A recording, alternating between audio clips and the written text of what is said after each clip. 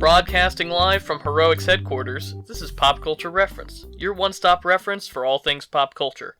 I'm one of your hosts, Garrett Strother. I'm one of your other hosts, Seamus Connolly. Oh, I'm sorry about that. I was distracted by my favorite podcast, Live Action Remake. It's me, Ricardo. Hello. I'm on the podcast today. Oh, very smooth. That was good. I didn't know what you were doing for a second. I thought we already ruined it so quickly, the crossover. If you haven't put it together yet, that beautiful voice you're hearing is our first ever guest, host of the Live Action Remake podcast. This week, we have Diego Roman. What up? It's your boy. I'm here doing the podcast. Yep, it's me. Spot on, man. Spot on. Thank you. Welcome to the show, Diego. How are you doing, my man? I'm doing great. I just realized how sad I'm gonna be on Sunday when I don't listen to this because it's gonna have my voice in it. Because I'm not gonna want to listen.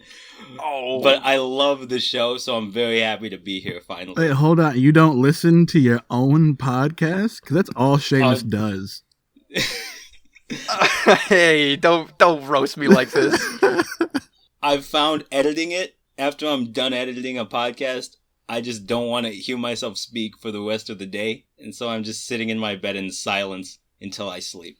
So, yeah. Oh, I get that. Just not. Yeah, I can't. I'm the same way, Diego. When I edit, I cannot listen to it again. I'm like, please, just take it away. I feel like once I'm done editing, the episode leaves my brain, and it's just gone forever. And then you just like hope for the best. That's whatever happens. It's fine. It's fine now. Yeah. Mm-hmm. So yeah, I'm really excited to have you on the show, Diego. I'm a big fan of your pod, and I hope this is the beginning of a beautiful friendship. I hope so as well. I had Ricardo on a couple months ago, so I'm really excited to finally be here. I wish it was for a better movie, to be honest, but you know what? It is what it is. I'll take what I can get. Yeah, that's right, guys. You saw it All in the title. Time. We're doing We Can Be Heroes today. Yeah, you guys don't have a good track record together, do you? No. Did you know that this one came out early? This came out December 25th, and it was supposed to come out January 1st. I did know that because when they launched it, I was like, no, our schedule. Yeah, I didn't. This movie was so, under the radar that I totally didn't even realize that it came out early. I found out because one of my friends was watching it and was like, oh, how'd you like it? I was like, oh, it's already out? Oh, oops. Yikes. But yeah, I'm excited to talk about it with you guys today. But first, we're gonna get into some news, and there's actually news this week, unlike the last few weeks where we've just been in the wasteland. I think the holidays are finally over now, people are back in entertainment gear. So, let's kick things off with probably our most controversial piece of news. After 20 years, Caillou has officially been canceled. No more. Damn. Good riddance, Jesus Christ. I think I'm in a very small minority that was like, "Aw, I kind of grew up on that when I was 4, but then I saw people cheering in the streets, so I just haven't said anything about it." Hot take right now. I mean, I loved that show when I was a baby. I don't know, but if you've ever seen it past the age of 7 years old, you get annoyed as hell. Yeah, I stopped watching at 6, so I never experienced it, and I don't want to. The last few years have seen a big Caillou backlash on the internet. Cancel Caillou in 2 kinds of ways. I think I'm kind of between Diego and Seamus in terms of I definitely have fond memories of Caillou from when I was a kid, but now, as an adult, I'm like, yeah, that was not good, and I can't believe my parents even tolerated it being on. I can't believe it's been on for 20 years. Yeah, I assumed, it was long dead. That's insane. Caillou ain't no Arthur. Who does he think he is? that's.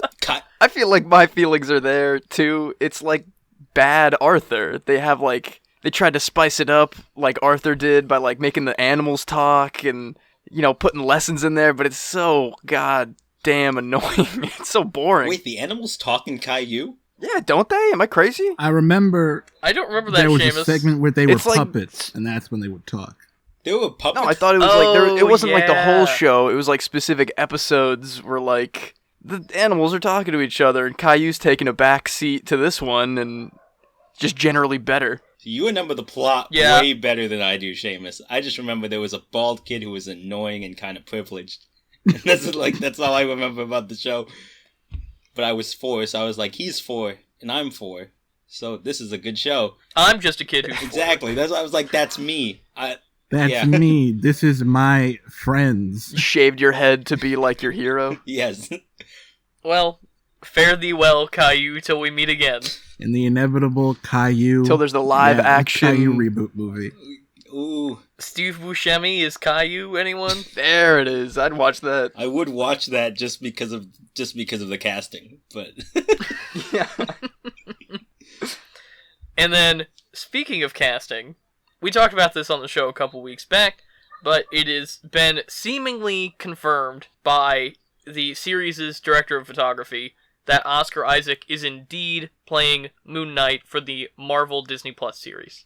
Damn, good for him. He's getting that paycheck, that's for sure. yeah, I mean, Moon Knight's really fun. I like Oscar Isaac. I'm looking forward. I'm not a huge fan of the sequel trilogy of Star Wars movies in general, but Oscar Isaac was definitely a standout to me. So the fact that they got him for Moon Knight is pretty cool. Yeah, I'm And surprised he Moon even Knight- want to work with Disney again. Oh yeah, absolutely. Yeah, that's kind of what we said last time, where we were surprised that he would even agree to this, but again, that's Disney money. That's good money. And getting a Marvel Yeah, and that's- role these days is just like guaranteed like 5 or 6 years of money. So yeah, good on him. I would do the same thing. I wonder what style this Moon Knight show is going to take. Is it going to go lean real heavy into this guy's mentally ill, or is it going to be more slick where he like wears a suit instead of like a cape? The way I'm picturing the tone of the show is probably something more akin to Daredevil. That's what I was thinking, yeah. I think this was one of these shows that was supposed to be a Netflix Marvel Universe. Like, if that would have kept going, Moon Knight would have been one of the next ones. But it didn't, so... That makes sense. Daredevil is coming back. Cross him over. Absolutely, I'd love to see that. I hope they put him in the white suit. I don't know if you guys know the Mr. Knight version of Moon Knight. He has, like, a whole white suit and a white mask. And he's just, like, he always gets, like, bloody. He's pretty cool looking. You should check it out. Yeah, I do not know enough about Moon Knight, man. Me neither. I know the one Dracula meme, and I know, like, the basic concept of the character, and that is about it. That's all you really need to know for the show, I guess. Then we got a trailer this week for the upcoming movie Locked Down, which I think I was slightly more impressed with than the Peanut Gallery. I don't know, man. Watching that trailer, just like I know there's gonna be a million of them coming down the pike here, but I don't want a bunch of lockdown, quarantine, COVID-friendly movies. You know, Thank you. Yeah, I'm sure that's all anybody's writing, but like just make it a fun heist and don't remind me that the world sucks so much. Also, the trailer was kind of weird. Like, it starts off as like it's a rom-com, and then it just... Or just like a romantic movie that they're having problems, and then it's like heist. It felt really weird to me. Just like what did I miss? I had to rewind to rewatch the trailer. I had that same thought, Diego, and what this trailer says to me is it has all of the marks of a trailer that has been edited to reflect a tone different to the one that the movie actually has. That they've tried to make it seem more like, I think, a heisty comedy situation, where I suspect it's going to be more of a grittier crime thriller. I don't think it's going to be, like, scary or anything, but I do think that they've gone for a more marketable tone in these advertisements than probably the movie actually has. But they're stealing a diamond. There's like a treasure chest. I mean, you guys see Widows? No. No. Widows is very, very good. It's like really, like I should save it for a rec center sometime, but it is a tremendous movie. And I think that this movie, could probably have something more along the lines of that, where it's, like, there is definitely comedy in Widows, but most of it is a more grounded, serious crime movie. I'm with you guys about why is this a COVID movie. I almost wonder if the script wasn't a COVID movie, and then they were like, well, we can make it a COVID movie pretty easily. Yeah, it seems like the scenes where they're talking on like laptops and androids, that feels the most off to me because there's a lot of scenes of them just filmed like a regular movie. So I think they did probably add that in to be more relatable. Especially because there's a lot of scenes of people not wearing masks or like taking their masks down to talk, which I thought was really weird. I wonder if it's like almost... Did they specifically say anything about like COVID or a disease in the trailer? Because I almost wonder if it's like they're locked down for a different reason, but they're trying to make it look like a COVID movie. They said people lost their jobs because of it's pretty blatant. They said the virus. Yeah, but I'm wondering what the explanation is going to be with like the way masks are working and stuff. You know, I don't think they put that much thought into it. It's called Dovid in the movie. It's a different Dovid. Dovid. It can only be transmitted through the air sometimes. Yes. I'm still of the mind with Okay. Seamus. I don't want to see a goddamn COVID movie. I don't want to have more things that try to be relatable to me. If I have to have Honda try to tell me we're in difficult times one more time, I'm going to lose it. Listen, Ricardo, now more than ever, we're all in this together. We're here for you whenever you're ready to come back. Buy a Honda.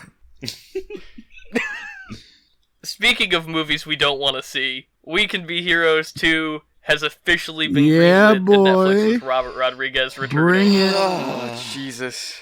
I was just going to say, unless, and we'll get into this more later, unless it's more oriented towards the original Shark Boy and Lava Girl in 3D, excuse me, then it's just going to be the worst again, and I don't know, I'm going to have to see it anyway. I mean, I'm too far don't deep. know. It's going to be a trilogy at this point.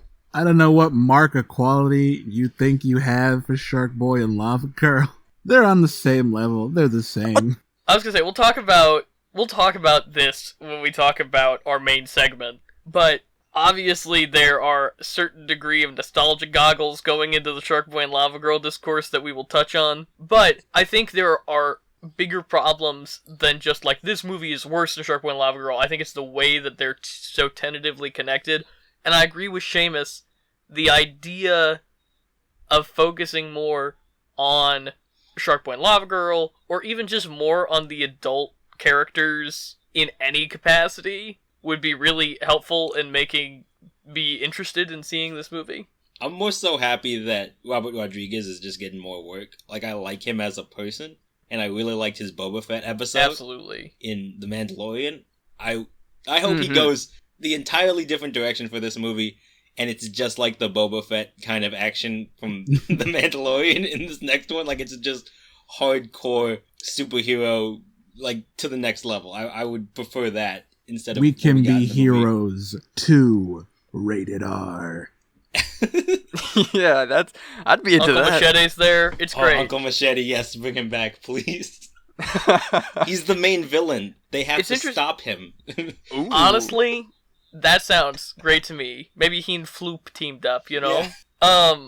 I really did not like the Boba Fett, Robert Rodriguez episode of The Mandalorian, because I really like Robert Rodriguez, but his style does not translate well to Star Wars for me, because all of a sudden, The Mandalorian, which I think is so immersive and so good at making you feel like you're in the Star Wars universe in a cohesive tone, all of a sudden, that episode came along and it was like Robert Rodriguez was running around in the mountains in Southern California. And that doesn't really connect with me, but I agree that I'm glad that Robert Rodriguez is kind of going back to what he is good at, which is his own pursuits out of his own imagination. Again, this movie was not great, but we'll talk about that in our main segment. And I also think there were probably some outside factors about that, not just, I don't think it's like Robert Rodriguez's fault necessarily that this movie didn't connect all the way. Yeah, I mostly just like that episode because I hate Boba Fett, and that was the first time he was cool, in my opinion. I know a lot of people like him, but I thought that he's kind of overrated for every movie I saw him in. And then all of a sudden, Tamora Morrison came in, and I was like, okay, now I like Boba Fett. Now he's cool again. I'm good. I'm good now. See, there's my issue, is that I feel like it's inconsistent with the character we've seen so far. Of just like a and it's lame, just, like, boring blatant- bounty hunter. Well, it felt like gratuitous fan service to me, which is not something I really like. And after I mean, we talked over about 20 that. years of not doing anything, you gotta give the people what they want. But do you, though? The people almost always do not know what they actually Only want. Garrett knows what you want. I don't mean that. I just mean, like, there are certain storytelling conventions that are conventions for a reason. And Boba Fett is cool partially because you don't see him, like, I don't know. We're not. I'm not gonna take. We're diving down a hole right now. Yeah, I'm sorry about bringing him up. No, you're good, man. You're good. I'm the one who took it and ran with it. We're good. Because I heard Star Wars came up, and I was like, Star Wars? You guys talking about Star Wars? Look, man, if you brought up Marvel, I'd be doing the exact same thing. I'd be looking like Charlie in It's Always Sunny, just with my board, just pulling it out. So don't worry about it. You're good. Well, if you want to go 3 for 3 with movies we don't want to see, Ooh. there is a Rubik's Cube movie in development. The next Finally. Now, emoji somebody, movie. for the love of God, tell me what that is. Tell me what that's going to even be about. I mean, it's got to be like a weird thriller where the Rubik's Cube's a puzzle box, right? I'm thinking It's the just a emoji retelling of movie. Hellraiser.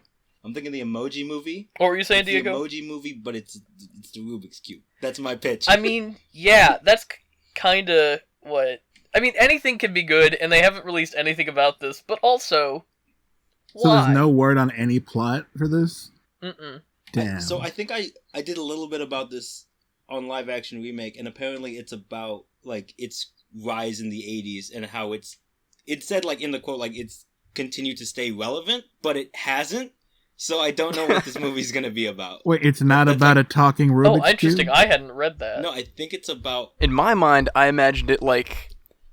It's like the story of a Rubik's Cube competition with like a Whiplash-style like Rubik's Cube coach. Not my tempo! Just slamming a Rubik's Cube into this guy's head. Oh, yeah, I watched that. Sure, Yeah, write right? it, Seamus.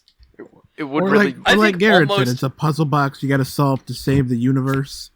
I think almost any inane task is made extremely funny by the idea that there are people that take it super seriously, which for most things there are. Like, in the world, there's a competition for almost everything, and people that are really cutthroat about it. You know, like, you look at Best in Show, right? Which is hysterical because it's these, like, the Christopher Guest movie. You guys have seen Best in Oh, Show? yes. Yeah. I have not. Sorry. Oh, Diego, you should watch it. It's really Pulling a funny. Seamus, I have not seen this one. Ooh, I got one up on you. Ooh. And the reason that works is because it's hilarious that these people are taking dog shows so seriously, but at the same time, people in real life really do take dog shows that seriously. And I'm sure there So- has to be a community of like Hardcore Rubik's. messed up. Yeah, exactly. Just like the most intense. Got like finger strengthening tools, just constantly thinking about the algorithms or whatever you need to solve one of those really fast.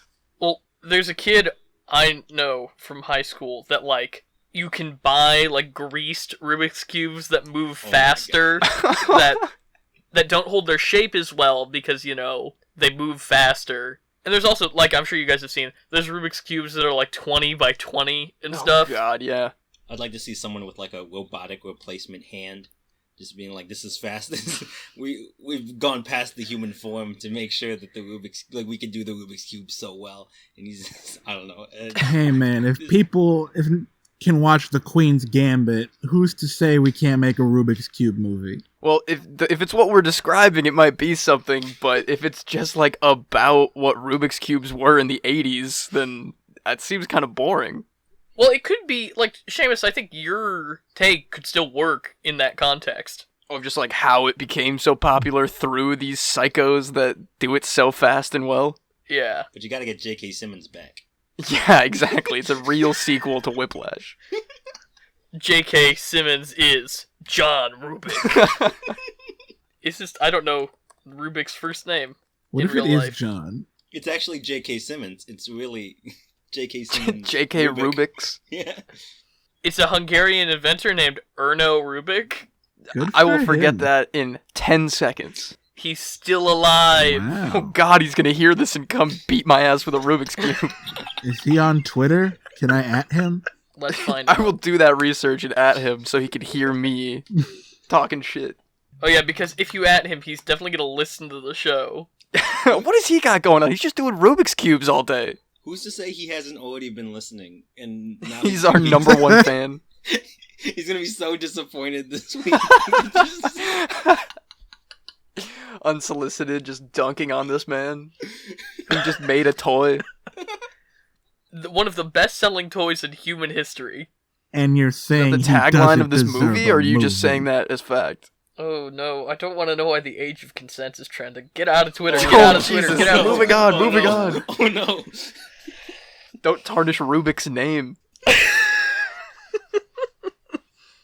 Okay, we've got some back-to-back DC news. First up, Ray Fisher announces that he is officially done at DC in a Twitter thread, specifically calling out DC exec Walter Hamada. I don't know all the details involving this. Diego, I think you know more than we do. So, in the beginning, when the Snyder Cut was just being, announced that it was actually happening, Ray Fisher began to, I believe it empowered him, because he hasn't been really around for a couple of years, and it finally empowered him to, finally take a stand and say what he was trying to, wanted to say for a while, and that, I guess, Joss Whedon was incredibly unprofessional on set of Justice League. He was horrible. He threatened to ruin Ray Fisher's career, and it just kept escalating. And if you watch the cut of Justice League, many of the black actors who were supposed to be in the movie were cut or minimized in the movie, particularly Ray Fisher, who was one of the main members, and in Zack Snyder's original vision, he called him, the heart of the movie. There was supposed to be a lot more Ray Fisher in the movie. So he started calling him out, and eventually he even pointed out that what got him most upset was that Joss Whedon wanted to take a character of color and make them lighter on screen at one point. And that, infuriated him, and he couldn't take it anymore. So, he called out Joss Whedon, Jeff Johns, who empowered Joss Whedon, able to do that. And I guess Walter Hamada wanted this whole thing to kind of go away. And so, in that way, he was an enabler. So, after the investigation, Ray Fisher is now calling out Walter Hamada, and he's saying that he doesn't want to work with Walter Hamada. And as soon as he said that, a day later, DC signed Walter Hamada for 3 more years. So, it's basically confirmed that Ray Fisher won't return. And then after that, they announced that Ray Fisher would not be a part of the Flash movie, that he would just be written out and not replaced. But Ray Fisher came back and then said that they are just doing that for PR. They are not replacing him to make themselves look better. And he didn't step down as Cyborg. He said that he wouldn't do a DC film with Walter Hamada. So he implied that he still wants to be Cyborg, and he still wants to be in the DC universe. And then they fired back, saying that it's time to let this investigation go. It's already been done. Things are already moving forward. It's time to let it all go. That's what Warner Brothers just said. So it's been a whirlwind of this whole investigation. I broke it down as best as I could, and with all the articles I've read, but I still recommend reading yourself everything Ray Fisher has had to say. Well, good on you, Diego. That's a lot of ground to cover. And it sounds like it's a mess over there, so good job keeping it straight. Trying my best. Yeah, DC's been going through it. Because not even a couple months ago, didn't a whole bunch of people get fired over there? Were you going to speak to that? I haven't heard about that either, so... I think Warner Brothers is probably having the worst year of its existence. Yeah, probably. It's rough. A lot of self-inflicted pain, though, I would say. Oh, yeah, no, for sure. Most of it is their all fault. deserved but in one way it's or another. Yeah, and then piling on to that, Zack Snyder has said in an interview that he has no plan to continue with DC after his cut of Justice League is released. Which, Diego, you mentioned you had some thoughts on this that I think I probably agree with. Yeah, absolutely not. Zack Snyder always leaves a door open to come back. He's been fueling the flames of the Snyder Cut so he could come back for a while. I don't blame him. He's getting work. Good for him. But, yeah, he's not done with DC. The original Justice League had an ending for a sequel for Justice League. So I'm sure this one is going to end with at least enough of an opening where they could make another Snyder Justice League movie. And then the Snyder Cut fans, who have now been empowered beyond compare to any other fan group, are going to be oh, we need to continue Zack Snyder's vision, and this is canon. They got one win. They're not done. They're going to keep coming back. So I blame mostly the Snyder fans, but there's going to be more Snyder Justice League movies. There's definitely going to be more. if this is successful, if this makes money. That's the thing. That's the big asterisk, is if this is successful. And I'll be very curious to see how, obviously the Snyder fan group is very vocal, but I'm curious to see how that translates to, actual views on the Snyder Cut once it's released. I think it's too big to fail, though. How are you just gonna do me like that? I'm sorry. Go ahead, Ricardo. You go ahead. No, I mean, don't take this from me, man. There's hope. This could be the end. No. No. There's no way that you as a fan, like, I'm speaking particularly as a fan of, like, Marvel and DC, right? If I was a fan who devoted, like, 4 years of my life to a movie that comes out and it's bad, there's no way I'm telling anyone it's bad. There's no way I'm going to be like, yeah, that wasn't good, and I didn't watch, like, I'm going to watch it, like, 10 times just to make sure that, like, I put in my work. Like, like, there's no way these fans are not going to double down and be like, this is the greatest movie of all time. And, yeah, this is going to be successful. And even if it wasn't successful, HBO Max isn't going to say that. They're going to be like, this was great. We got a bunch of new people, and people subscribed, and everyone watched, and everyone loved it. It was great. And so there's no way to tell if this is going to be unsuccessful. You're a bloated mess. We will have to see. When is it coming out? Is there a release date yet? It's announced that it's going to come out in March, but there's no official date. People have speculated that it's going to be the 25th, but there's no official date as of right now. God, that is so soon. I'm not prepared. Okay, well let's wrap things up now. We've got 2 quick pieces of news. One, Ratatouille the TikTok musical has raised over $1 million for struggling actors. Good on awesome. it. I like everybody involved with that. Seamus has some kind of anti-TikTok what's bias your that deal, if he'd like to start. I don't know, man. Him out. I watched a couple minutes of it to see what it was like. They've got good music. They got like an orchestral accompaniment with all this stuff. But I don't know, it just feels weird. It just feels so like they have Titus Burgess being Remy. I love the man to death, and he can sing so well, but then like they superimpose like backup dancers in their own individual TikToks next to him. It just looks like 3 phone screens stacked up.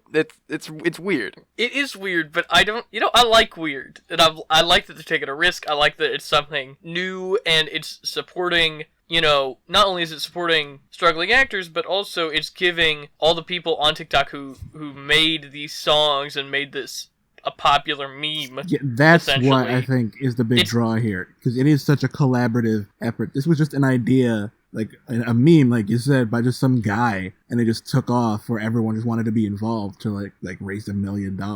Don't get me wrong. I think it's a great thing that they did, and the potential for something like this is very great when everybody's so separated and they're just like starving to make some kind of interesting content. But for a first attempt, well done, but there's a lot more that they could probably do with this kind of format. Well, Seamus, I think you're no fun. You know what, Garrett?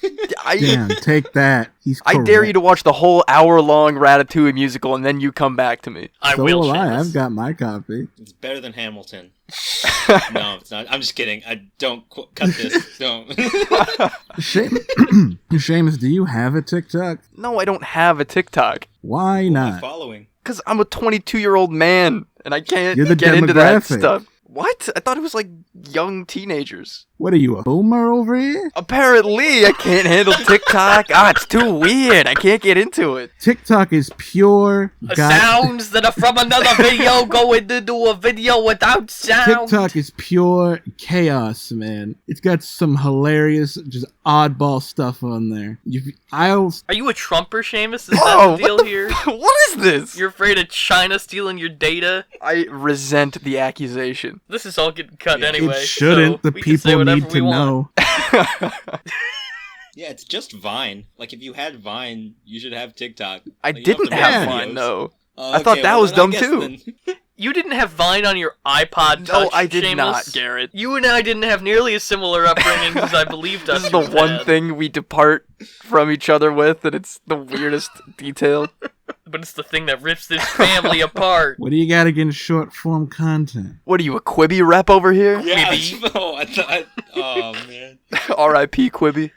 No, too soon, honestly. Was it, though? It came out too soon. It was ahead of its time. Yeah, there it is.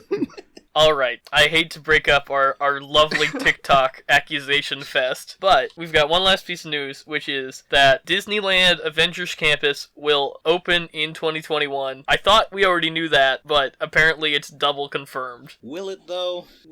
I don't know. I want to go, man. Sounds like fun really to me. wanna go. Well, yeah, I mean, obviously I want to go. Like, that's not the question. It's whether or not, after the year that Disney has had, and after the fact that the park has been shut down for so long, I know that they're releasing this I know they're releasing this statement to try to bolster people's faith in the idea that they're going to be able to go and have a new attraction to go to. But, yeah, I'm with Diego. I'm kind of skeptical that this is going to actually happen this year. The main reason I'm skeptical is they give no date. They just gave the year. So it's up in the air. I don't see that happening. I was really excited when they announced it. I remember being like, we should get tickets and go. Like, I was already, like, hyping up my family that we should go, and then a pandemic hit us. God. And then, so long ago. But, yeah. I want to go into Stark Tower. Well, maybe, guys, when we go, we can be heroes. You bastard. Just for one day. Oh, man, I have thoughts about that. Okay, you know what? Let's talk about our thoughts, officially segueing into our main topic for today, Robert Rodriguez's Netflix film, We Can Be Heroes. Oh, boy. This movie was not good. I'll say You're gonna it. be the brave one here? I'll be the one of us brave enough to say. Yeah, man. Jeez Louise. You were expecting maybe Casablanca? Yes. I was expecting something a little better, but we kind of touched on it before of every Robert Rodriguez like kids movie that I loved is slathered in nostalgia, so it's hard to bring myself out of that. Spy Kids is a genuinely good movie, Seamus. Spy Kids 3 is a genuinely good movie. I'll stand by that one. I would say Honestly? all three. Yeah, are we just gonna I would say all gloss three over Spy Kids are Spy Kids genuinely 2? good. That's why Steve Buscemi gives an Academy Award-worthy performance in And don't Spy get me Kids. started with that God intro at the stays theme up park. in heaven Oh, because he too fears what he has created. insane that was in that movie. Like 2 scenes removed from animated skeleton sword fight. But you forget that Spy Kids 3 had the original Avengers Endgame moment where they call everyone in. Oh Yeah. yeah. We talked about that on this show. Oh, no way. We have referenced the call everyone Talk about moment. that all the time. I was gonna say I love that because they're not even together. It's each character is like on a green screen of the city and like alone, and then they fly up and they just punch a robot. Like none of them are capable of fighting a robot, but they're all there. It's still doing it. It's great. It's a great show. Mm-hmm. Oh yeah, it's perfect. It shouldn't work, but it absolutely does. And I think, Shark Boy and Lava Girl is not a good movie, but it has enough heart and enough charm that I was excited to kind of go back into that world, if only for the novelty. But I think one of the big things a lot of people going into this movie were kind of hooked by was that idea, and the marketing material way overstated how much Shark Boy and Lava Girl would actually be in this movie. Yeah, man, I'm Absolutely. surprised that there's such a... Yeah, you're right, they did sell the movie entirely on the back of, hey, Shark Boy and Lava Girl are back. And I didn't know until that moment just how big of a market there was for Shark Boy and Lava Girl nostalgia. The demographic that was a fan of Shark Boy and Lava Girl when it came out is finally of the age that they are, like, fully marketable to on nostalgia, and we're seeing that come up a lot lately. They're rebooting a lot of things from that era. I mean, like, look at Netflix and Nickelodeon, stuff like that, right? And it's very interesting that Netflix would rely so heavily on that hook and not really deliver at all. But I think we should talk about the movie on its merits, like as a movie, maybe, because it's just Jimmy Neutron Boy Genius. Whoa, don't you put that on Jimmy. Jimmy Neutron is an Academy Award nominee. That's true. Yeah. I mean, I love Jimmy Neutron. I'm not slacking Jimmy Neutron, but it is the plot of Jimmy Neutron Boy Genius. All of the adults get taken, and it is up to their children to stop the aliens and save the world. Am I the only one who thought that the heroes were going to be a little bit more formidable? Like, Yeah. Yeah. Lloyd Holdbrook as like a Superman type, and he gets knocked out twice very easily. I don't. Okay, Well, I don't wanna if go too you're- much into I spoilers. was If really... you're going by what happens in the movie, there is a reason for that. Oh, I don't want to go into spoilers. We'll get into that. But okay, just the heroes in general are very ill-equipped to handle anything, and they have really good actors. So I was surprised by that. Like, why did you guys all sign up to be bad superheroes? But Diego, I understand the actors were paid. Okay, I guess They got the big Plus, Netflix Robert money. Rodriguez is just cool. They get to hang out after. Also true. Plus, this is a franchise now, apparently, so, like, more money down the pike. Good for but Pedro. But I'm not excited to see any more of the heroics now because I'm like, these guys kind of are the worst. I think You don't the want a movie- Pedro solo movie? I would watch, like, is it Pedro Pascal or is it his character? Because if it's just Pedro Pascal, a solo movie, I would watch anything with Pedro Pascal. Nah, it's his But, character. I mean, if they did a Machete-style Pedro Pascal's character in this movie, Ooh, okay. See, that pitch is pretty good. So maybe is it like younger? You know, let me go into this movie. I can't dive down this rabbit hole right now. I realized watching this movie, and I think I told Garrett this before, is that Robert Rodriguez kids movies don't have good child actors. They just like ham up bad performances of adult actors. Like they just make their adult actors worse. And so like Priyanka Kapoor, I think is particularly bad in this movie, and so she's about as good as the kids then. yeah, and I've got a couple of thoughts on what you just said.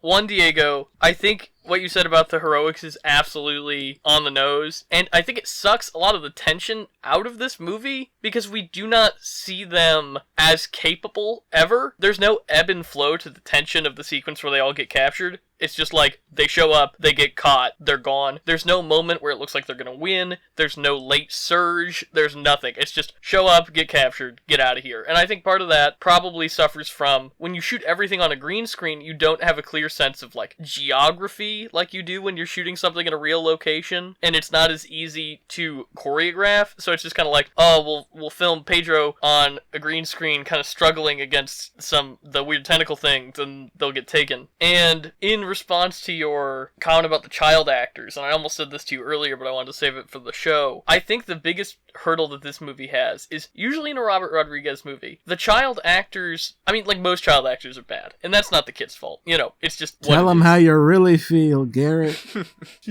But usually, when it comes to Robert Rodriguez, the reason that his child actor movies are more successful is because the children in his movie are usually all kind of on the same acting level. Like, they're all about the same amount of talented, and they're all acting in a very specific style that helps give the movie more of a distinct feeling rather than just like, oh, these kids are bad act. This movie has way too many kids that all are different levels of actors, and so that makes it feel really off-kilter, and it doesn't make it feel cohesive the way like a Spy Kids does, where both of those main characters are about as good as each other and are acting in the same way. Why don't we break down who these kids are? Let's take it from the top, make it drop that some we can be heroes. Ugh.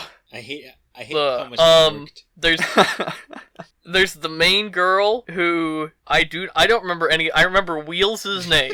That's Come on, what I got. Noodles. Because he Her name had is those Miss- wheels. Her name is Missy. She's Missy Misty, Moreno. okay. I just rewatched this movie. I saw it twice. I'm so upset. Yeah, Diego, your commitment knows no bounds, my man. Thank you. So yeah, Misty is Pedro Pascal's daughter, the leader of the Heroics, which every time we were at Heroics headquarters, I just kept thinking about The Boys, and how Yeah. much it felt like The Boys. And she doesn't have any superpowers, unlike almost all of the other, or actually all of the other superhero children are in possession of superpowers. And that is something I admire about this movie, is that it does not go the sky-high route of third act surge giving the character powers, which Sky High is a perfect film and I would never speak ill of it, does undermine the lesson a little bit. And this movie sticks to its guns. It's like, no, she can be capable and be a hero without needing superpowers. She's pretty cool for what she is, I guess. Like, they don't ever stray away from that message, which is nice. Her acting isn't great for the lead. No. It is one of the weaker Yeah. child actors, which is hard. Yeah, there's even some child actors who I think they're not great, but they still gave me a laugh every now and then. I don't think I can think of one memorable line or anything from Missy in particular. Yeah, No. So should we keep going? I was Like going you to said, bring there's- something up. Should we even do spoilers for this? Does anyone really care? Okay, I guess let's just mark a full spoiler warning for the rest of our conversation.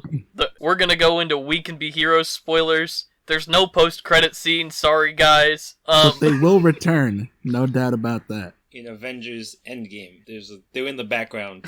They're with the Ravagers. So, Ricardo, you were gonna say, with spoilers, I'm assuming. About that time she committed suicide at the end? She knew Stretch was gonna catch her, whatever his Come on, noodle man. was. Noodle. She's going to trust her life in the hands of Noodle. Noodle is the only one who does Yeah, anything in this He's movie. super capable. He's He's the only one that's capable in this entire film, because everyone else has to learn. I'll say it, Noodle's a Mary Sue. I'll say it, guys. I'm gonna be the podcast brave enough to call it out. I did laugh every But- time he suddenly stretched his neck out. That gave me a great laugh. Just because that effect was horrible? Yeah. I and hated it. every Oh, I time he hated did it, it his so much. body would just be like rigid, The like a s- mannequin, which was great. The sound effect of like his bones like contorting and crunching. Why? Why would they do that? Oh, To go back to Missy committing suicide, at that point in the film, they had already demonstrated they had someone who could control time, someone who could stretch, and someone who had god powers. So they all, like, there was no way there was any stakes at that point, because that one kid could do everything, and he chose, like ice fingers at one point. And I was like, why aren't you just stopping time and then doing everything by yourself? But, And yeah, why? There's a million things. Why doesn't the rewind kid use rewind all the time? How is it that rewinding and fast forward at the same time only make the slow kid go fast? How does that work? There's no internal logic to the way the powers work in this movie. Like, literally none. no, I thought they were going to make the fast forward girl work on slow-mo so that way he would be faster. And I was like, that makes sense. But then Rewind Exactly. comes in and I'm like, what are you doing? You guys are both doing nothing. What is happening? They cancel each other out, so he's at normal speed. I guess, but like but wouldn't that just have no effect at all? Yeah, Instead of making him fast? I'm all... Christian Slater's in this movie. Christian Slater is in this movie. Why is he Lots in of this people movie? are in this movie. I need Christian Slater impressions. I know you guys got them locked and loaded. Hey, I'm not even gonna Sparky, attempt. wait till they get a load of me. Where's Johnny? I was gonna do Mike Nicholson too. Damn it. Christian Slater. I only know how to say his name in his own voice. That's pretty good, though. That's not bad. Hey, thank you. I also don't like, and this is just like a pet peeve about a lot of superhero movies in general, is that the way that their kids get their powers, and if they're not, how do I explain this? When kids get powers from their parents and they're not close to what their parents have, like Wildcard is the son of Techno, and that really bothers me a lot, because Techno doesn't seem to have abilities, and it would make more sense if his son was Wheels, because Wheels is also smart, but no, Wheels is the son of Miracle Guy, who's super strong. Yeah. And I think don't that was get, the point, though. But I get that his legs are strong. I just don't like when the superpowers don't always match the parent, or unless it's like the Incredibles where they both have two different powers and then bam, like Dash has a different power, you know? But this one didn't seem to make sense because then there were other people like Acapella who I hate. I can't stand Acapella. Oh my goodness, the Jesus worst. Christ. It makes no sense. We're gonna talk about that. We're gonna circle back to that in 1 second. but Okay, you so finish your that's the thoughts, reason Diego. you don't like acapella. Because I was watching this with my sister, and from the jump, she was just like, "I do not like her." But yeah, Acapella has the same powers as her parents. So what are the rules with the parents giving the power? Like, how does it work? That's what I want to know is... Hey, man, is it always... My Hero don't like Academia can have like frog people. No one gave them shit. That's a lot weirder of a property, man. Yeah, there's This is like the daughter of Shark Boy and Lava Girl has Lava Girl powers with water. It kind of makes Exactly. sense. But then we got Noodles, who I do not... Like, he's got Mr. Fantastic powers. Like, he's arguably one of the more powerful kids, like we said, but... And his mom turns invisible. So yeah, it's- like, what... Is that like a... I don't know. A meta Fantastic Four. I was joke? gonna say, could it be? But it makes less sense if he's the son. Yeah, it's none of it makes What sense. about a shape-changing boy? We didn't talk about him at all, really. What is it? Why is he in this movie? Like, I know he's in the movie for the third act reveal, which is the only thing in this movie that actually got me. I was like, oh, good job, movie. Like, yeah, but then they would have... The thing about that third act reveal is, on the cameras, wouldn't they have noticed that the two are dividing and they both look the same? Yeah, I don't know. You remember it's still that weird. time the it's Shapeshift kid did blackface? Oh my god, yeah. He does What a literally do blackface. weird choice. Yeah, it's not great. They do a good I won't job lie, it's not great. being real quick about it, that's for sure. Yep. They're like, oh, you changed the face. Alright, we're moving on right now before people realize. He is so annoying. He is the most annoying They're character. all annoying. Maybe? Wildcard wasn't Wait, the most annoying? Yeah, You didn't chuckle at that kid's death odds that he keeps bringing up? That got me a couple times. 5-1 odds we die in a fiery crash. Yeah, that Come was on. actually good. the first two times I laughed, and after that it was very Ah, tired. fair. I thought. Do you remember that scene where he's like making fun of Priyanka Kapoor and the guard can't stop laughing? And I'm like, it's not that funny. Like, I wish I was laughing that much in this movie. Yeah, right? Mm-hmm. Remember when Oh they my knocked the God. shit out of Chaka Shapur? Just like knock her to the ground?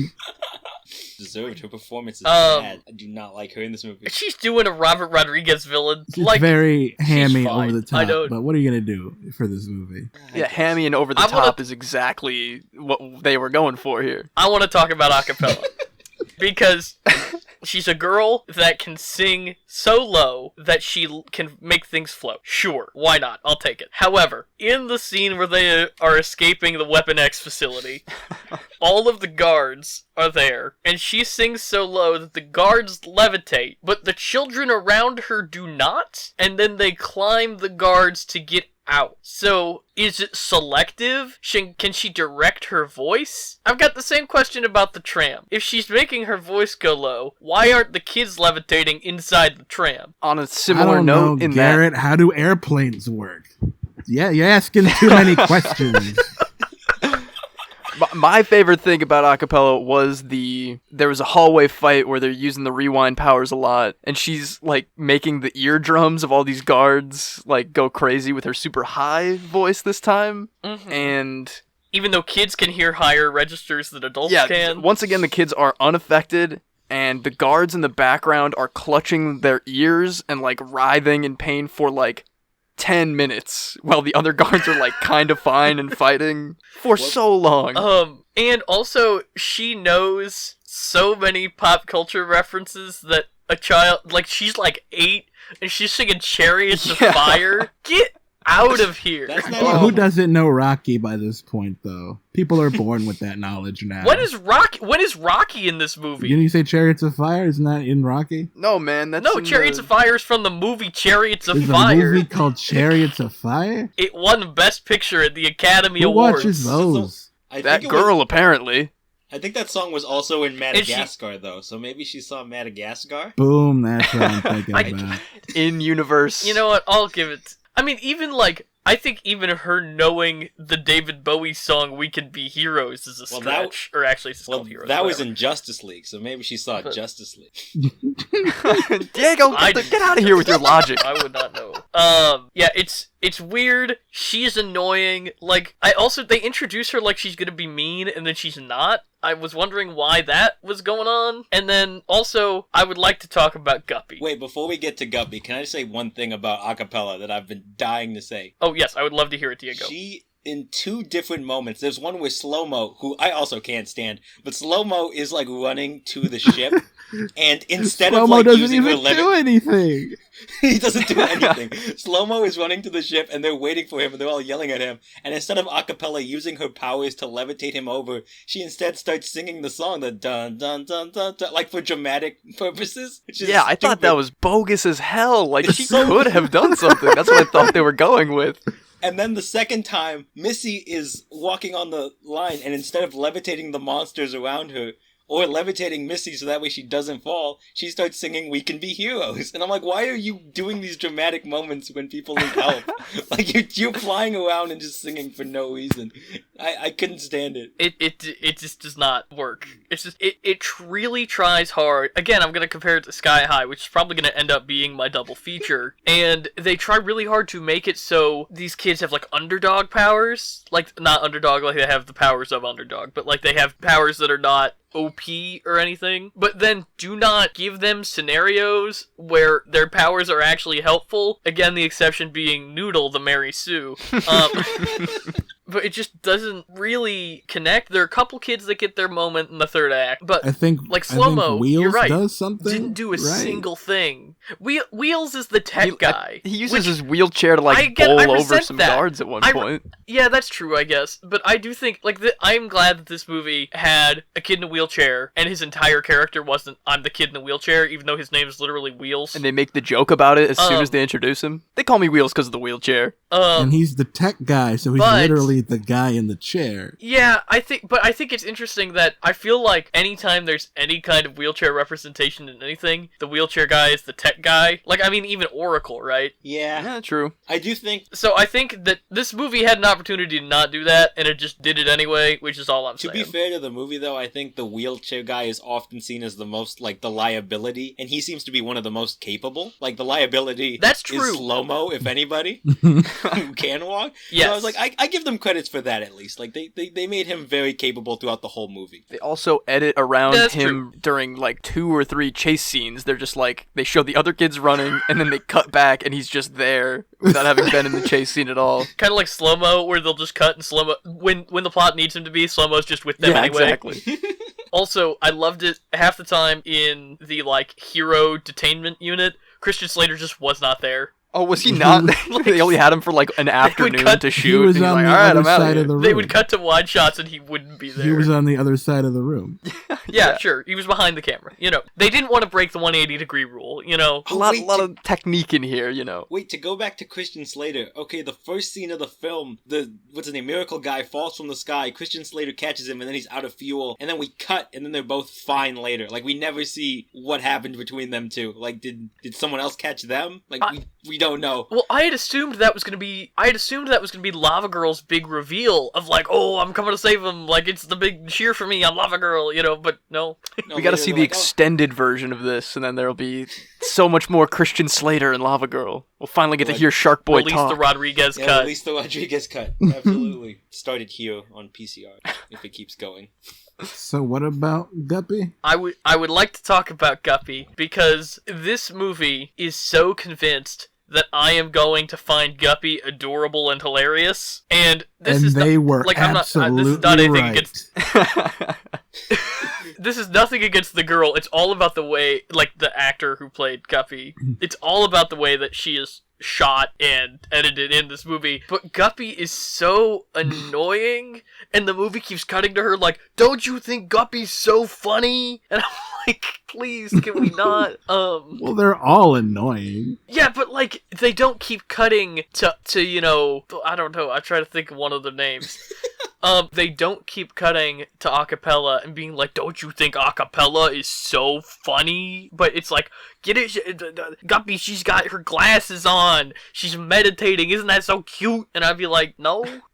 I mean, man, I think a lot of that, on. a lot of that stuff does feel like when I was watching this last night, I was the kids I used to babysit for would have watched this every day, because it's just little kids being cheeky, and to little kids that don't know what acting is, and they're just hey, it's a kid and they're in a movie. They're they do think Guppy is so funny and cute, I guess they must. Somebody has but to, I can't right? believe Tell me you God. don't want a Shark Boy, Lava Girl, Guppy spin-off series that focuses on them as the nuclear family? The Stronghold Exactly. Frog, the greatest superhero family the world has ever known. It'll be like Shark that, Boy and Lava but Girl. way better. Except Shark Boy and Lava Girl are not capable either with all the other heroics, but that's just me.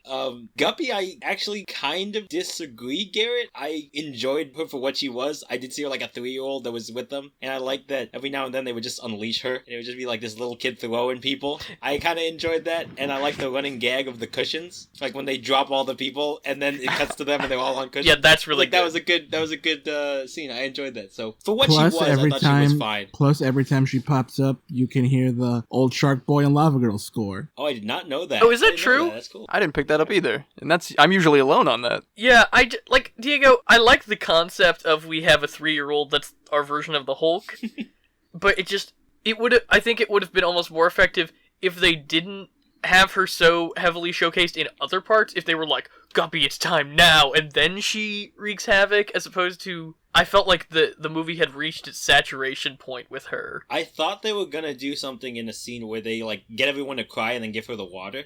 I thought they were trying to make Guppy angry. Yeah, me too. And then... I thought so, and too. then they take it a whole other direction. And I was like, you set up this whole, like, she has to be unleashed and all this stuff to be, like, uncontrollably powerful, and then you just don't use it that well, so... Yeah, let's talk about the weird scene where they all cry one single tear. Well, that then she manipulates that's how you cry into a in key movies. because she also has ice powers, I guess. Yeah, sure. Why not? It's just You know, a lava, lot. sharks, it's just a lot, guys. ice. You get it. Can we talk about the heroes now? Because, like, the heroics and how bad they are in general. Like, just every single one of them. They have a Superman on their team that gets knocked out twice, and none of them... And just to... there's so much about this film that I hate. There's so much about this film that I can't, like, fathom. But the Well, one should thing that we gets me talk the about most- the big twist? the twist is what gets me the most. Oh, who wants to break it down? Does someone want to break down the twist? It was all a dream. No. Okay, not were that, but something like that. Okay, so basically, Oho, one of the girls who we haven't talked about yet, who's the only good actor in the kid bunch, and they don't let her talk, is a secret alien, and so is every other character that isn't the heroics. Shooter that's an adult. McGavin, the president, and the caretaker lady, and they pretty much politely explain that they've infiltrated every layer of the human world. Yeah, because at first I thought, okay, it's a hoax. The president is doing a hoax to retain power or whatever he's trying to do. But no, Robert Rodriguez really went full everybody in power is a squid person. But like a nice one? Like the invasion is... But it's still not good. Like they are still like they've manipulated the elections to make sure that their president's in but they power. ended I'm like, with- are we cool with that? This movie's weirdly political. They get a couple Trump jabs in there. Mm-hmm. Well, I really hate that. Okay, you have the president and he can't talk, and he's an idiot, and like whatever. Okay, sure, I get it. And do you really have to do the whole, how did this guy ever get elected? Well, he can't even put two This sentences movie is together. for 6-year-olds, Garrett. Are 6-year-olds gonna get it? If they didn't get it with that, are they really gonna get it with that? Like, I don't think that adding that joke actually helped anybody get it, is what I'm saying. Yeah, you're right, man. Like, it's too much for the kids watching it, and it's kind of too stupid for the parents showing it to their kids who have to watch it. Sorry, I was just gonna say that the president is also the same president from, like, one of the other Robert Rodriguez movies. I don't remember which one. But it's, like, in the same, like, it might be Shark Boy and Lava Girl. But it's the same guy. Well, it's Christopher McDonald, all real quick, Because I know in Spy Kids, George Clooney is the president. Mm-hmm. Is he? I did not remember that. Well, when they said the president, I was like, is George Clooney gonna be I was in this really with the movie? black bar over his eyes. I would have been so into it. And then he just takes Yeah, it like off. glasses. Can we talk about how bad the plan is? So the plan, generally speaking, is that they got the heroics, so that way the kids could escape, train in a horrible montage, which I could talk about for like 20 minutes if I had the time. They gain confidence, then they free their parents, supposedly like proving that they could do what their parents couldn't and be better than their parents, right? But what caught their parents were the robots and the robots are a much bigger threat than what everything they faced. And if the kids faced the robots, they would have been caught too. So I don't see how the whole plan proves that they're more capable. And is it like, is the idea that they're more capable, or is the idea that the kids are like ready to step up and be heroes with the big boys? Like, what is the point of the whole exercise? Why can't they just train the kids normally? Because they gotta believe it's real. I guess because the stakes are real. They also only trained for about wait. Okay, go ahead. I'm sorry. I've discovered the Christopher McDonald president thing. He's the president in Spy Kids 2, and he's the president in this. But in Spy Kids 3, George Clooney is the president, so he's serving non-consecutive terms. Or was the original Christopher McDonald a real person, and then the alien took over his identity and then ran for president again? Or does this movie take place before Spy Kids 2? Here's the other question. We'll circle back to how stupid the plan is, but if we're talking about its larger implications in the Robert Rodriguez verse, does this movie all take place in Max's imagination, or are Shark Boy and Lava Girl real in the Shark Boy and Lava Girl universe? Was that ever fully established? What no, they don't talk about Jack. The first movie, the dream stuff, the tornadoes, the whole corruption of that kid's mind and dreams is just yeah, whatever. Here's Shark Boy and Lava Girl. Oh, are they still married? Yeah, whatever. Let's send them to the aliens, and then that's it. Oh, Shark Boy doesn't talk for this whole movie, and that's funny. I did kind of like that gag, but I think that's more just for the sequel. If they can bring back Taylor Lautner, they don't have to do any. I think I heard that it was always supposed to be a non-speaking role to almost entice Taylor Lautner to be listen, you don't have to say anything. You're gonna be in a mask. You just have to show up for the day. And then he was still nah, I'm not gonna do it. Hilarious. I just like the one line where they're oh, why don't you sing us one of your lullabies, Shark Boy? And ooh, I love that. That was good. I like that. Yes, that was really good. More of that, please. I would have preferred that. Also, just real quick, I know it's not related, really, but Christopher McDonald, the actor who plays the president, is Kent Mansley from The Iron Giant. Oh, is he really? I didn't know that. Mm-hmm. One of the funniest characters ever on screen. Didn't really show up this time with the humor, did he? No, not really. Once again, not really his fault. Maybe the Iron Giant needed to be in this movie like Ready Player One. So anyway, sorry, you guys, I completely derailed that, but... It's good. Where were we? I don't even remember. There's so many things. Oh, the plan. The dumb plan. You were talking about the plan, yeah. I think the implications is that they're going to step up and take over for the heroics now. Because they were talking about how the heroics took over for the grandma's generation. And we could talk about the grandma for a whole 20 minutes, too, if you want. But they're not ready to take over. Two of them just figured out how to use their powers. They trained for about an hour and a half. And to get into the training, why were they teaching the kids with superpowers how to do hand-to-hand combat when some of them can, manipulate time and, stretch? They should be learning how to use their powers, in X-Men, that whole montage of them training in X-Men First Class. But powers are expensive, Diego. They spent all the money on the neck stretching in the 2 scenes. They got it. It's fine. They know things. It's fine. You're just skating by all the BS, Ricardo. You're into it.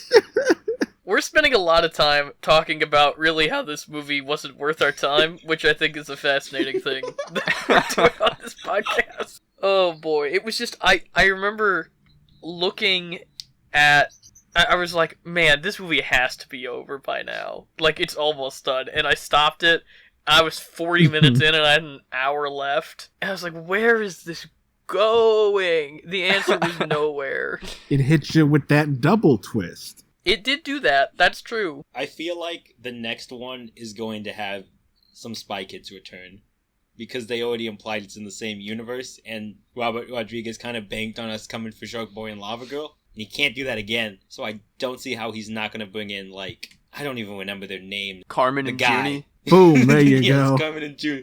There you go. I bet they're going to be in the next one in some shape or form. They're going to be the ones who are the Nick Fury and Maria Hill of the universe. Oh, that could be fun. Maybe is the heroics an offshoot of the OSS? But does that mean that the OSS is infiltrated by tentacle monsters too? Yeah. Maybe they are. Maybe all of the Cortezes are tentacle monsters. Hit him with that triple twist. The Skrull storyline I've always wanted. I'm gonna watch it though. I'm gonna see the sequel. Like I agree with you, Diego. I'm too far in. I like Robert Rodriguez enough. If they can pull it off a little better, I mean, I'm sure that will do something to my nostalgia button in my brain, but we'll see. I also wonder if, and I kind of alluded to this earlier, first of all, the green screen looks so much worse in this movie than it has any right to.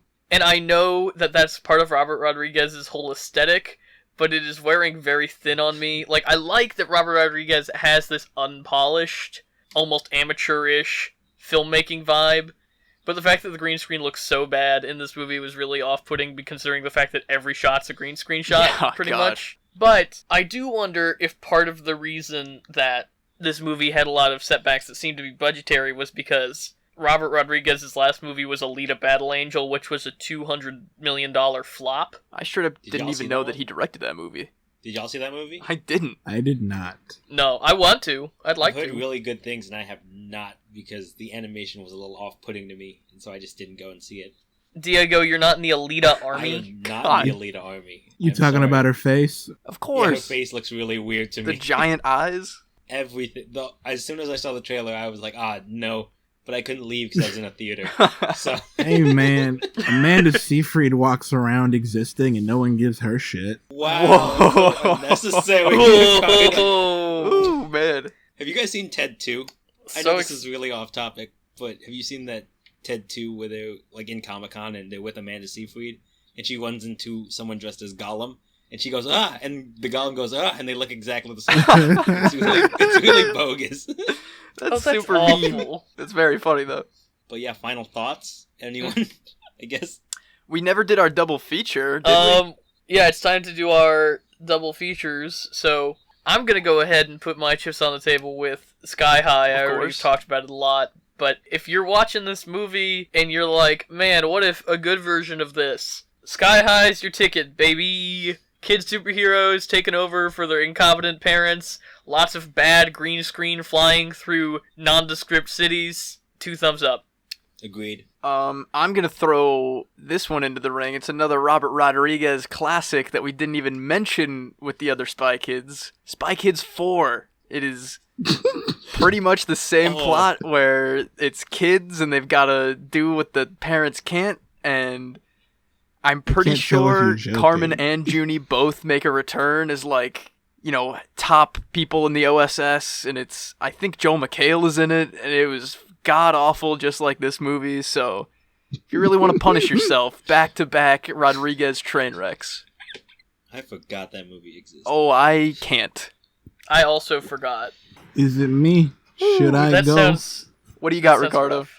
Yeah, tell us. You should watch New Mutants. Watch this and New Mutants back to back. Do it. You'll love it. It's Did gonna you be the see New greatest Mutants? thing ever. No. You're just guessing? I'm gonna Ugh. join Garrett and recommend a good movie. I'm gonna go with an animated kids movie that I personally love. It came out with a movie like about the same time that was very similar, so I think it's usually undermined, or like not really seen that much.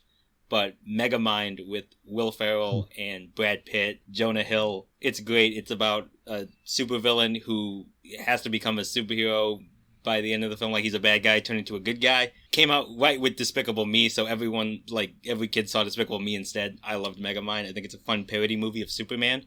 And I think it's a good kids movie to wash out the taste of this bad kids movie, so I'd recommend that one instead. Solid Yeah, pick, I like that Diego. movie a lot. Thank you. Alright, should we bump on over to our pop culture reference? Let's do it. Now it's time for our pop culture reference of the episode, where we're going to be talking about the Robert Rodriguez verse, a vaguely interconnected series of films that all kind of allude to each other, but also not really. That includes, Spy Kids, Shark Boy and Lava Girl, We Can Be Heroes, his more kid-friendly fare, but then also films like Machete, From Dusk Till Dawn, and the El Mariachi trilogy. It's insane that Machete is like the linchpin that connects all these together.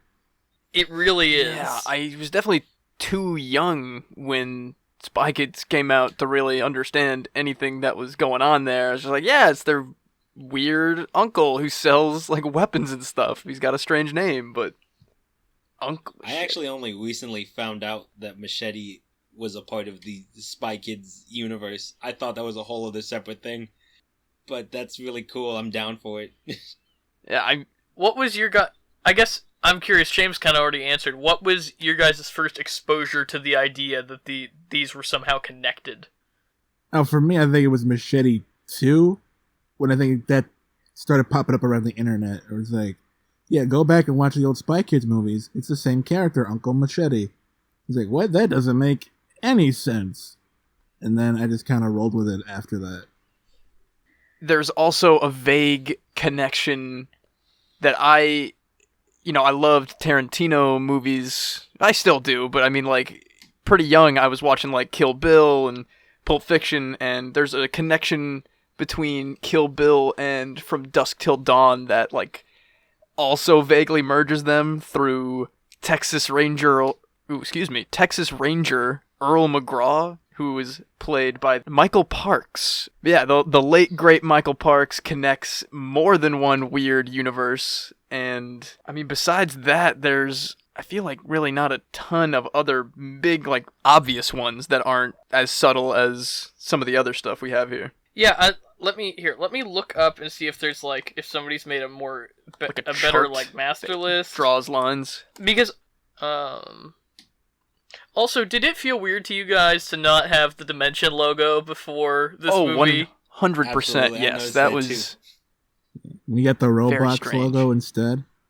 Yeah.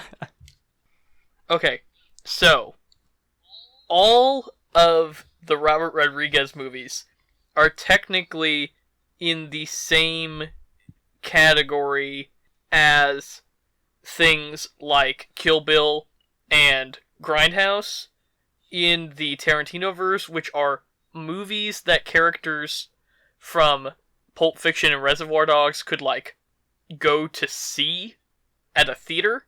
And so Machete is obviously connected to Spy Kids through the fact that he's in Spy Kids. And then Machete, From Dusk Till Dawn, and Desperado all have the crotch gun. You guys remember? Oh, yeah.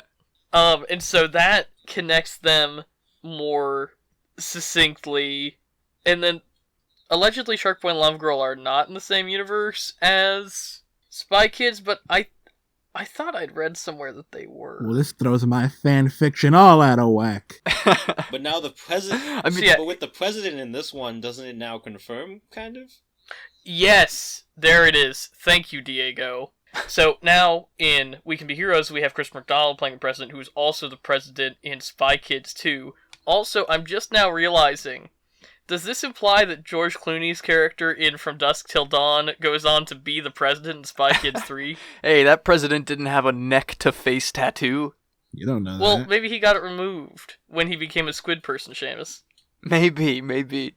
Really, at the end of the day, it doesn't really make any sense or matter, because how many times has Danny Trejo popped up as different characters in these movies? Yeah. But it's still a really fun little universe. It's something that I like a lot more than... Like, I think Robert Rodriguez's shared universes are a lot more charming than the way that Tarantino cobbles his together. I think part of that's because I just like Robert Rodriguez as a guy more than I like Tarantino. That's fair. But I think Robert Rodriguez's commitment to having his films be imaginative and kind of silly, regardless of what the age range, the demographic is really admirable. And the fact that he, by connecting all of these films, is trying to be like, films of my kind should be enjoyed by different kinds of people. It's a way for him to say, it's still my style, even if they're movies for completely different audiences. Also, it's all happening in Max's brain, but... It's like Saint Elsewhere. Exactly. You get it. Whatever happened to Shark Boy's dad? Whoa! What did happen to Shark Boy's dad? He's at Diego! Oh he's my at the bottom God. of the ocean. But he went to find him. Yes, he's still Diego, looking. you have unlocked something in my brain. The We Can Be Heroes 2 is gonna be like George Lopez is locked up Hannibal Lecter style, and he has to help Shark Boy find his dad. Would watch 100%. Yeah, we could Played write by one of these Taylor movies, Lautner guys. in old age makeup. There it is. What is Shark Boy's real name? Because I want to give him like a Logan style movie. But I don't think he has one. I don't think It's he just does. Shark No, Boy. Shark Boy and Lava Girl are Shark Boy and Lava Girl, man. It's just called Boy. Boy. I'd watch it. I'd absolutely watch that. Okay, should we move on to our pop quiz? Yeah, let's do it. Pew. Pop quiz. So this is actually our first pop quiz where we have a guest on the show. So we're going to run things a little bit differently today. Points aren't going to matter this week for Seamus and Ricardo. So Ricardo's going to stay in the lead with 5 points to Seamus's 3. And instead, we're going to be playing for a little bit different of stakes with our guest Diego today. So if Diego wins, he's going to give us a topic that we have to organically weave into every one of our shows for the next month. And if Diego loses, he's going to give us a nice little bumper talking about how Pop Culture Reference is the best pop culture podcast out there. Ooh. So, does that make sense to you guys? Yeah, and the odds are roughly the same 2-1 because me and Ricardo are really dumb, so it works out. I think odds are closer in my favor than yours, so I'm good with this. I got this. Just you wait. So, Diego, since you're the guest, we're going to let you pick which trivia question you want. You ready to hear your categories? Sounds good. Alright, so your options are either We Can Be Heroes or Caillou. Ooh, okay. We established I haven't seen Caillou or know as much as Seamus about Caillou for some reason. And I saw We Can Be Heroes twice. So I'm going to go with We Can Be Heroes. Okay, so We Can Be Heroes. The first person to answer correctly wins, so either Diego or Seamus or Ricardo. And if there's a tie, we'll move on to the other category. So, here is your question. Who is We Can Be Heroes star Priyanka Kapoor married Nick to? Jonas. Nick Jonas. Hey, Damn, that was Diego got it. lightning fast. Ooh, I should have Good picked... God. It's not even because of We Can Be Heroes. It's because I'm a hardcore Joe bro over here. And so... Whew. Got him. Just... Damn. Well, congratulations, Diego. How did we not thank say you. that at the same time? You were like 5 seconds late, man. Sorry, bud. Whew. Okay. You would have been our savior, Ricardo, because I did not know that answer at all. I'm not a big Jonas Brothers guy, weirdly enough. You can't identify the 3 women that are married to the 3 Jonas Brothers. We've got Nick, who's married to Priyanka Kapoor. We've got Joe, who's married to Sophie Turner from Game of Thrones. And then we've got Kevin, who's married to some normal woman. Also... Some normal. Also, the bonus Jonas is married to Brie Larson. What? You're Yes, lying really? at me. Is that true? No. The guy who's not in the band. The bonus Jonas, he's... That would be insane. Wait, that would be That would insane. be, right? No, he's like 22, I think. I don't know how old he is now. He's got to be like our age. Also, in my brain, I was like, is Brie Larson married? Like, I was like, Always has been. They've had promise rings forever. Ugh. Okay, so I get my dreams are crushed. to pick a topic, right? Yes, so, Diego, you are now going to get to pick a topic that we are going to be forced to, in some capacity, organically bring up for the next 4 weeks. Okay, I think I'm gonna go with how the 50 Shades franchise is the greatest of our generation. Okay, so one of us has to organically bring up the 50 Shades of Grey franchise being the greatest franchise of our generation. Okay. I hate how I have so recently watched all 3 of those movies, so I'm very well equipped for this one for some reason. God, why are you gonna expose me like this, Diego? Why are you gonna do me like that? I should have said... That is a... I almost said Gotham, like about how great Gotham is, but you already did that, Seamus, so I can't again. That's a great pick, Diego. I'm excited to see us bend over backwards to force that into the show, which is, sounds like something they do in the 50 Shades. Damn it, you beat me to it. I was gonna say, speaking of bending over backwards. Speaking of penetration, you guys ever seen that one movie? I would love to do this again. Absolutely. Oh yeah, definitely. So let's move on to Save the Rec Center. Now it's time to Save the Rec Center, where we give you our weekly recommendations. Since Diego's our guest, we're gonna put him up first. Okay, I really hope no one has recommended this already. I have been looking through my Netflix catalog trying to recommend shows to people who have Netflix since The Office is gone. I think The Office took up too much of many people's time. My pick is a show. It's only one season right now. It's called Living With Yourself. It stars Paul Rudd as himself and a clone of himself. They're two different characters. And what I like about this show is that it's about this guy who's just dumb on his luck. Like, he's not having a great time. So he goes through the spa that's supposed to make him happy. And instead it makes a clone of him and tries to kill him. But when it doesn't work, he's now forced to live with this clone of himself that is arguably the better version of himself. So instead of like other shows where it has clones or like two different people, it's never like, oh, which one's which. It never goes there. It never goes to those dumb little bits. It always talks about the psychology of being the clone and then the original. Like, what does it mean to be a copy of someone else? And what does it mean to have a clone that is better than you? And so it really dives into those questions, and I like it. Paul Rudd gives a great performance as both characters, so definitely check it out. Living With Yourself is on Netflix.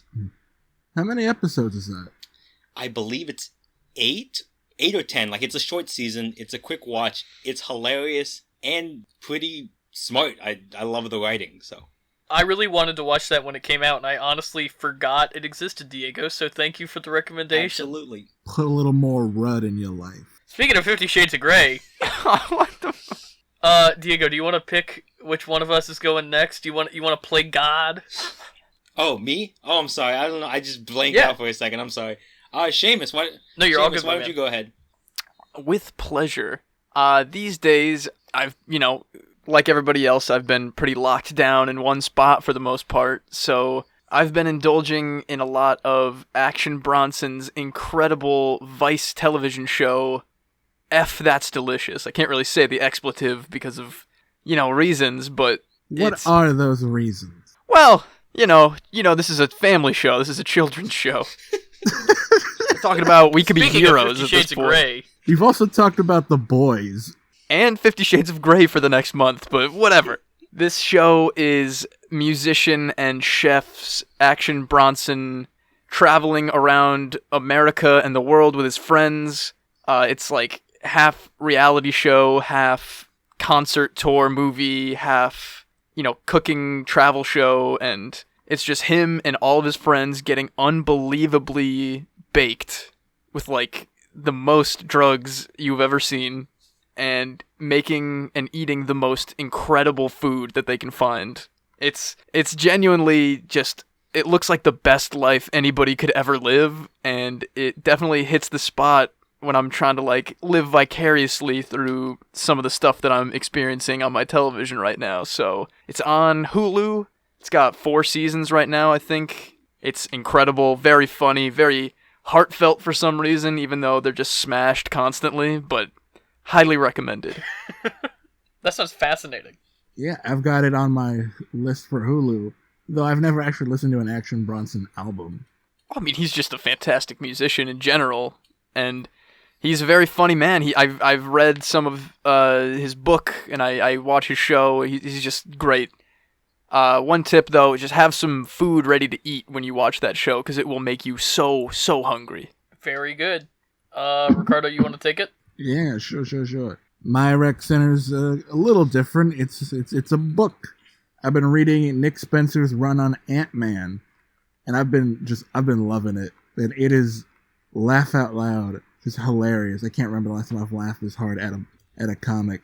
Nick Spencer, man, I just love his writing style. He really gets character, and despite it being so funny, he doesn't like stray away from having a heart. Like with this series particularly, it's all about Scott Lang. His deal. If you've seen the Ant-Man movie, where his whole life is just a mess. He can't keep a job. He's broke. His ex-wife hates him. But he has his daughter, which is his one good thing in his life. And this book kind of takes a look at their relationship and even poses the question, like, what can Scott do if he doesn't have that anymore? If his daughter kind of resents him now. So yeah, Nick Spencer's Ant-Man run. It's chopped up into a bunch of different kind of mini-series. Check it out if you can get your hands on a trade paperback. Yeah, Ricardo's been sending me some out of context, like, snapshots of this run he's reading, and if out of context it's making me laugh out loud, I think reading the whole thing would be just a blast. Ant-Man is one of my favorites, and I think this is one I'm going to have to pick up. Yeah, he sent me a good one, too, of Ant-Man and Falcon, that I can help with laughing, so...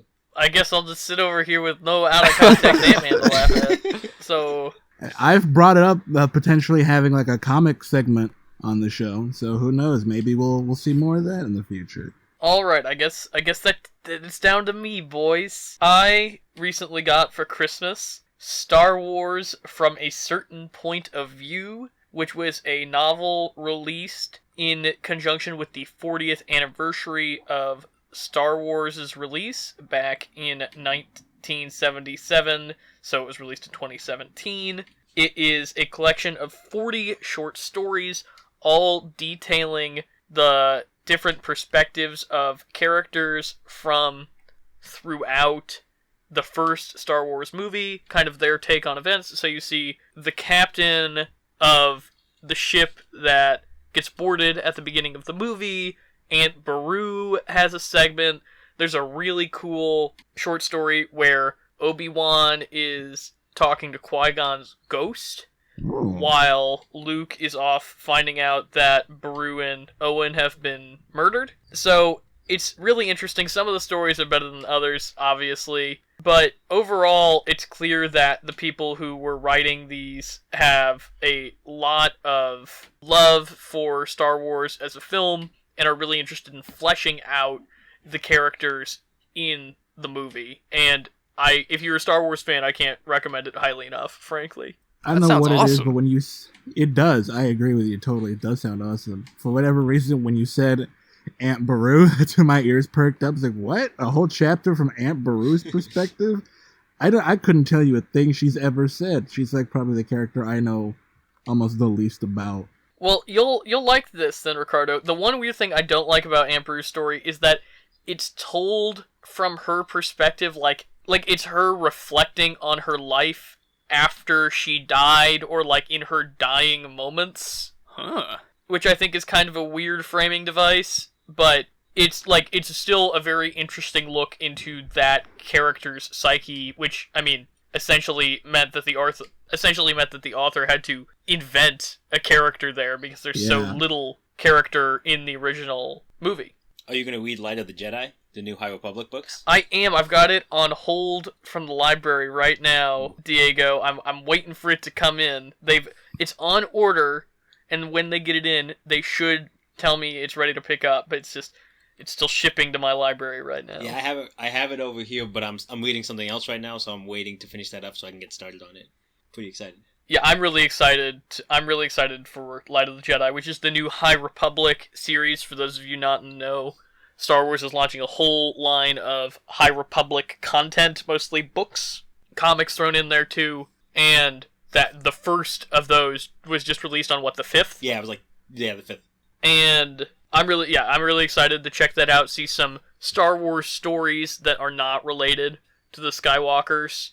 And that's kind of what's nice about, from a certain point of view too, is it makes the world feel more fleshed out beyond the linear story that Luke is going on. It makes you feel like there are consequences to the actions that ripple out throughout Tatooine or the rest of the galaxy. It's not just oh, this is what's happening to Luke and R2 and 3PO and whatever. Truly, there's a story about R5, who we were thrilled to see return on The Mandalorian Season 2. Yep. I literally almost cried at R5's story. I'm not joking. Wow. I think I have an exclusive R5 Funko Pop somewhere around here. Hey, damn. This guy gets it. So yeah, I think that wraps us up for this week's episode of Pop Culture Reference. Before we tell you how to reach us, we want to make sure we plug Diego's show, Live Action Remake. And Diego, you want to tell them how they can find you on social media? Yeah, you can find us on Facebook and Instagram at Live Action Remake. You can also find us on Twitter at Action Remake Pod. I couldn't get Live Action Remake for Twitter for some reason. And yeah, you can listen wherever you're probably listening to this podcast, Apple Podcasts, Spotify. You can listen to Live Action Remake. It's just me usually ranting about something that doesn't have as much meaning to other people.